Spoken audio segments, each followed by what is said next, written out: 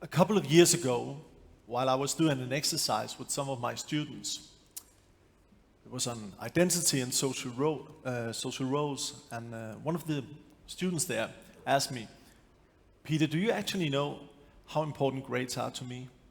"To us," she said. And she continued, "I think about grades all the time.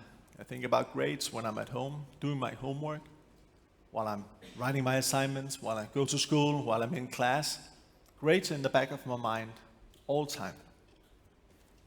One of the other students who was in that group said, "I totally agree with that.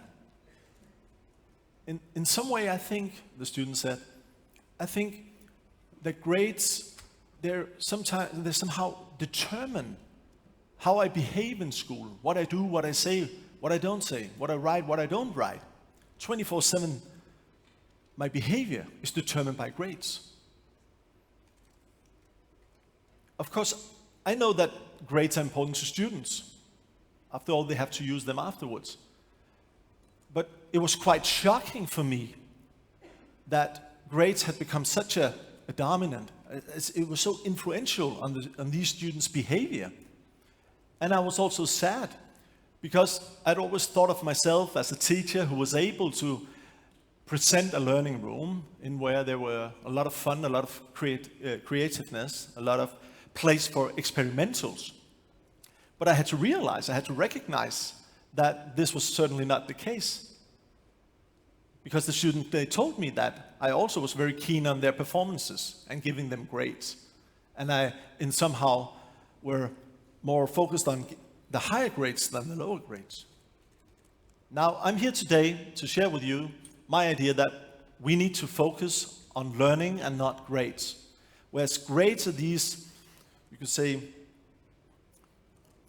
measurements, as the way we measure students in certain criteria in a specific curriculum. Now, learning is something different, because learning and learning processes is a room where the student is allowed to be creative, is allowed to be experimental, is allowed to make mistakes, to even fail. But along the way, they will in somehow be able to manage the challenges.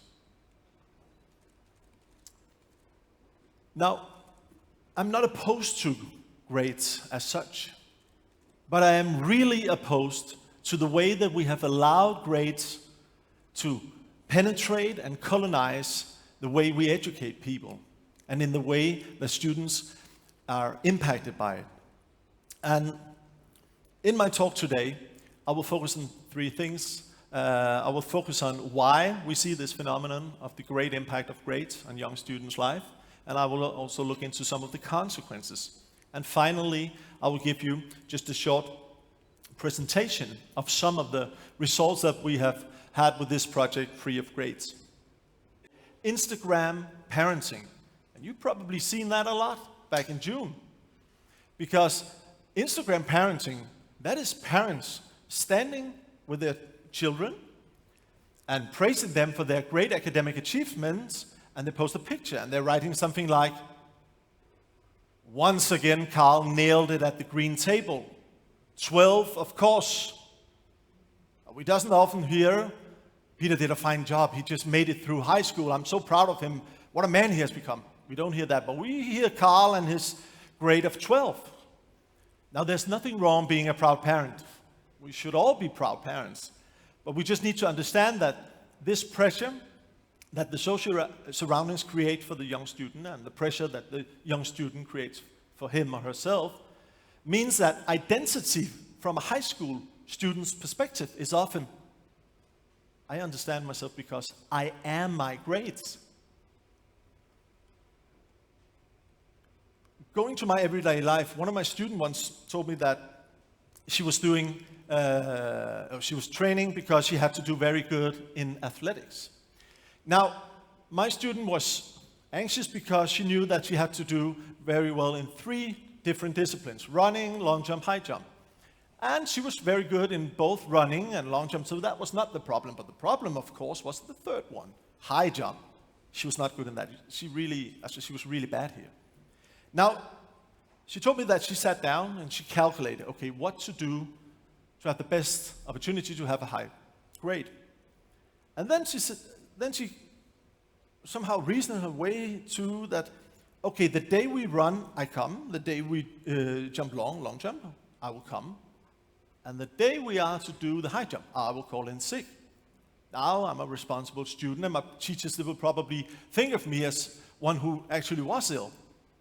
I cannot be certain of that, but I will do that. So my behavior will be determined for that, because I need that grade for later in my life. Now you can probably imagine that this created a lot of stress, a lot of pressure, because I could tell you hundreds of these stories. And now stress is something that we don't like in education, and especially not in a learning room, because stress reduces the ability to learn quite dramatically. Looking out on studies on a national basis, we know that around 50% of all high school students are as stressed up as the top 20% of the most stressed in the Danish workforce. Now to bring that in here in this room, we could say that on the two sides over here, all of you sitting over there, you will probably find yourself in a situation where your doctors would be pretty worried, because you would be at risk of developing psychiatric disorders such as severe depressions, eating disorders, or even anxiety. So this is, of course, a huge problem for us. So we need to change that. And what I suggest, and what we have tried to do, is in some way to establish a different learning culture, and to address that we need to focus on learning and reduce the amount of grades. And one thing we have tried to work on is this, what we call an ideal speed situation. Sounds very interesting, but it's not complex, it's very simple. It's just you and a teacher sitting down and try to talk on how to learn a subject, how to learn a course. And try to establish a trusting relation between the student and the teacher, so that the student will actually tell the teacher how they think they progress in a course, in a subject. What questions they very much would like to ask but are too afraid of asking in other places. A place or a situation where you can be creative, where there's room for doing mistakes, where there's room for trying something into the unknown, which is seldom in our educational system. A different thing we tried to establish was this free and open-minded learning culture among the students. If you, in this room, just try to imagine or remember how it was like to sit in a classroom many years ago,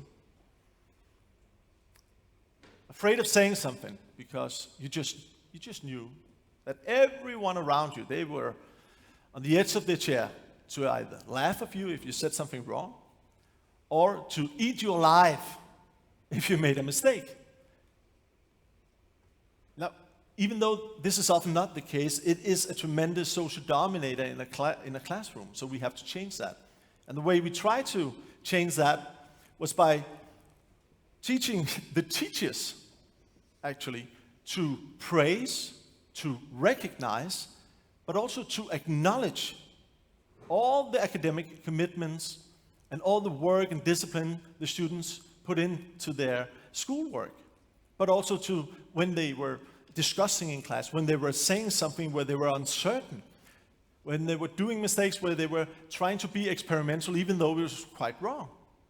So by opening up the learning room, we actually tried to create a more free and a more safe haven for these students. If we look to some of the results from our project, and I think we are onto something here, we saw that the students in this class had the highest well-being and was the most motivated among their fellow students on their year group. There was also a very low stress level among these students. Interesting was also that there was a low absence. These students, they actually came into school. They liked coming into school, and that is of course good, because when you have your students in your classroom, you can probably learn them something. And last but not least, the students in this group, they did absolute best at the test and at the exams in the end of the school year. Now, this is my conviction that we need to strengthen our focus on learning in our educational system. And we need to reduce the amount and the impact of grades on young students' life because it actually have a too great influence on their behavior.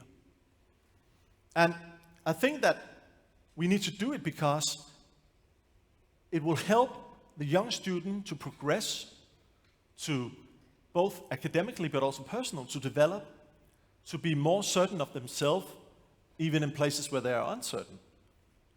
But I also think that from a society point of view, we will benefit far more if we, in our educational system, actually educate young people with self-esteem, with a belief in themselves, with an ability to embrace uncertainty when they meet it, because uncertainty is a natural condition of life.